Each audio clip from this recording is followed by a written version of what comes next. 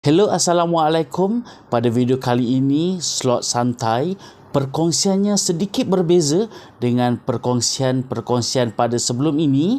Kalau sebelum ini saya kongsikan tentang komunikasi, tentang cara untuk bercakap. Saya juga kongsikan tentang pengalaman dan juga pengajaran yang kita boleh ambil daripada kisah-kisah kehidupan.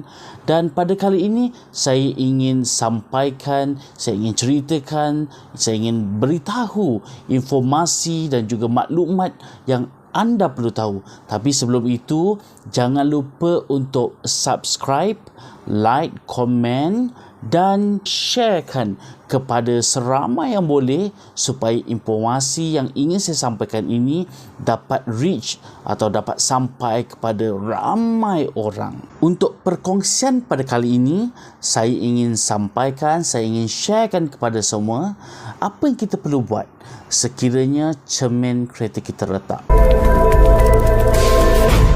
Yang saya nak ceritakan pada kali ini sebenarnya ada relate juga kepada pengalaman saya. Pada mula-mula, baru-baru ni cermin kereta saya ada retak dan ia merupakan pengalaman pertama saya, dan pastinya bila pengalaman pertama tu kita tidak tahu apa kita nak buat. Tapi selepas saya dah mengalaminya, saya dah buat research. So, saya ingin kongsikan kepada anda semua supaya anda tidak jadi macam saya dalam keadaan yang serba tak reti, serba tak tahu apa yang kita nak buat sekiranya cermin kita retak. Sebelum tu saya nak ceritalah dulu sedikit. Saya tengah bawa pagi and then suddenly saya dengar bunyi letup. Bila saya check, saya ingatkan tayar kereta, tapi bila saya check rupanya cermin kereta saya yang pecah di sebelah belakang. So, apa yang kita perlu buat? Yang pertamanya ialah anda jangan panik. Terutamanya kepada mereka yang mengalami cermin kereta retak di bahagian hadapan ataupun di bahagian yang berdekatan dengan driver, dengan pemandu, dengan seat pemandu. Jangan panik. Kalau cermin kereta anda di depan itu retak, anda lihat di sebelah kanan, anda lihat di sebelah kiri. Pastikan tak ada motor yang tengah cuba untuk merentasi. Kemudian masuk ke sebelah tepi jalan, ke bahu jalan. Anda perlu berhenti dahulu di bahu jalan untuk pastikan semua keadaan okey. Dan terutamanya bila cermin retak di hadapan, anda tak nampak apa yang akan anda berlaku di hadapan. So, bila anda drive, anda teruskan drive, dia akan membahayakan anda. Itu yang pertama. Yang keduanya, actually sebelum anda pergi ke bengkel, ada dua perkara yang anda perlu tahu di tempat kejadian. Yang pertamanya, anda perlu tahu punca. Boleh jadi akan ada punca kepada keretakan cermin kereta anda, atau boleh jadi tidak ada punca. Sekiranya ada punca, sebagai contoh, anda melalui kawasan yang sedang mengadakan kerja-kerja pemotongan rumput, ataupun anda berjalan atau anda drive di belakang lori yang bawa batu. Okey, so mungkin ini adalah puncanya. So, bila anda dah berhenti tepi di bahu jalan, anda dah tahu punca itu, dan pastikan anda dapatkan details. Let's say puncanya ialah kerja-kerja potong rumput, dan anda pergi jumpa kepada pekerja itu, anda dapatkan detail nama dia, anda dapatkan company yang menjalankan urusan kerja-kerja pemotongan rumput itu. Kemudian pastikan anda dapatkan nombor telefon company itu daripada pekerja berkenaan. Kalau sekiranya tak ada, anda boleh dapatkan daripada Google. Kenapa penting nombor telefon? Kerana anda perlu call company berkenaan yang merupakan punca kepada keretakan cermin kereta anda. Anda perlu dapatkan insurans provider kepada urusan pemotongan rumput itu. Okey, selepas anda dah dapat, apa yang anda perlu buat ialah anda perlu buat report polis dalam masa 24 jam. Okey, sekiranya anda tidak tahu puncanya, atau mungkin kerana perubahan cuaca, panas ke sejuk dan membuatkan cermin kereta anda retak. Alright. So berlakunya perkara-perkara seperti anda tak tahu puncanya, nothing much you can do. Tapi saya nak sampaikan ini ialah anda sebenarnya perlu bear the cost sekiranya anda ingin betulkan cermin kereta anda. Itu perkara pertama yang anda perlu tahu di tempat kejadian. Keduanya yang anda perlu tahu di tempat kejadian ialah sama ada kereta anda masih selamat untuk dipandu atau anda masih berani untuk memandu kereta berkenaan. Sebagai contoh, kalau cermin kereta anda yang retak itu adalah di sebelah hadapan, itu merupakan contoh di mana kenderaan anda tidak selamat untuk dipandu kerana anda tak nampak dengan jelas apa yang berada di hadapan dan ia membahayakan anda untuk terus memandu. So apa yang anda perlu buat ialah anda boleh call insurance provider untuk you punya kereta.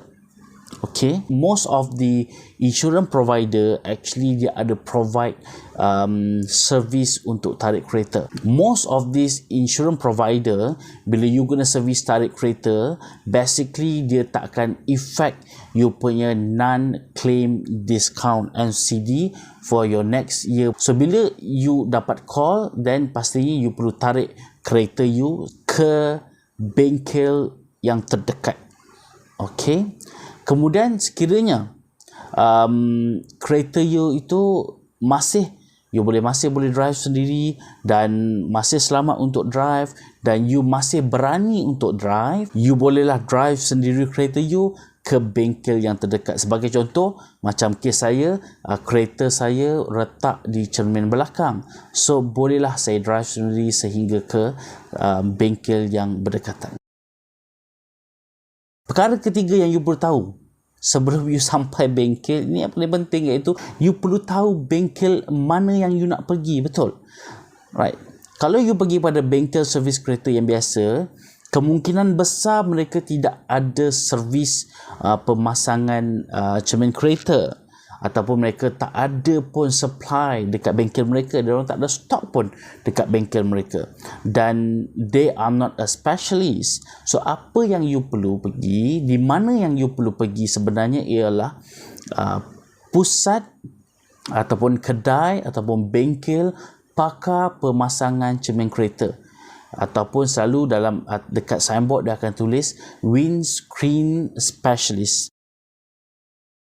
Bila you dah sampai bengkel, ini perkara terakhir yang you perlu buat. Ada 3 benda yang you perlu tahu. Pertamanya ialah sama ada you akan baiki cermin kereta you menggunakan insurans kepada company yang merupakan punca kepada keretakan cermin you. So basically you dah ada police report, right? So you just bagi this police report to specialist, and then dia akan handlekan dengan insurance provider yang berkenaan.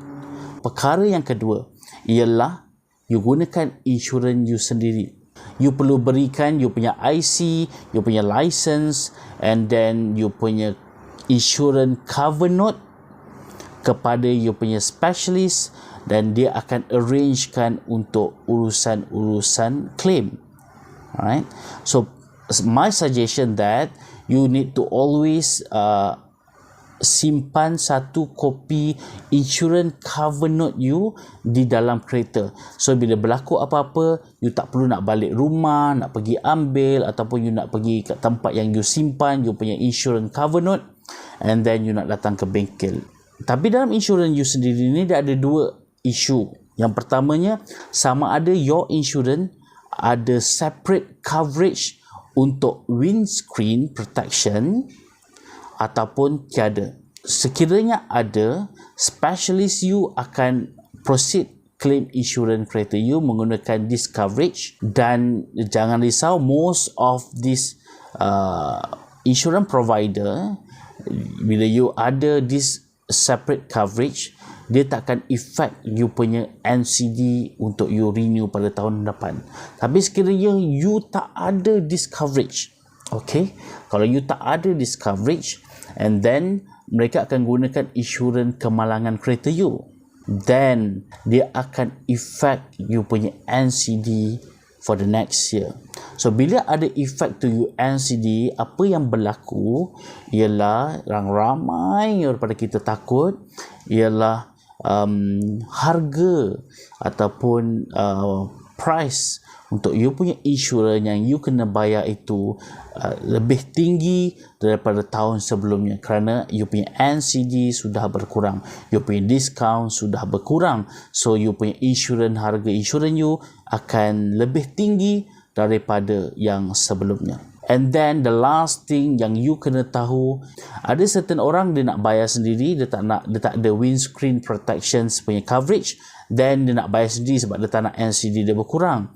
Kalau you kereta yang standard car macam Beza, macam Azza, macam Proda, macam Proton, alright, mostly dia punya harga cermin tu quite affordable. For example, macam I punya experience using Beza, okay, kalau cermin pecah di belakang atau retak di belakang, nak tukar cermin belakang, range dia punya harga average about RM350. Kalau cermin depan is about range average dia is about 500. So mungkin setengah daripada kita masih lagi mampu untuk membayar that average atau that price ataupun that cost. Okay, tapi ada certain kereta yang kereta-kereta mahal, dia punya cermin tu lebih mahal, ikut up to thousands, 1,200, 1,500. So kalau you tak mampu, kita sarankan you untuk ambil insurance kereta that having windscreen protection coverage. Okay, so inilah perkara yang anda perlu tahu. Saya nak wrap up kembali. Yang pertamanya, jangan panik. Jangan panik. Yang keduanya, anda perlu tahu punca kepada keretakan cermin you di tempat kejadian. Ketiganya, anda perlu tahu sama kondisi kereta anda masih boleh untuk drive ataupun kondisi diri anda masih berani untuk drive ke tidak. Keempat, you kena tahu bengkel mana yang you nak pergi. You must go to the nearest windscreen specialist ataupun kedai pakar pemasangan cermin kereta. Dan yang kelima, bila you sampai bengkel, you kena tahu whether you want to use your own insurance, whether you want to you want to pay by your own money, or whether you want to use insurance from the company yang punca kepada keretakan cermin kereta you. So itu saja untuk perkongsian kali ini. Saya harap perkongsian kali ini dapat sedikit sebanyak membantu you. Semoga terus bermanfaat. Jangan lupa untuk subscribe, like, komen dan juga share kepada ramai orang supaya ramai lagi tahu tentang informasi ini. Terima kasih sekali lagi kerana terus bersama dengan saya, dengar sehingga habis. Semoga kita jumpa lagi di video yang akan datang. Assalamualaikum.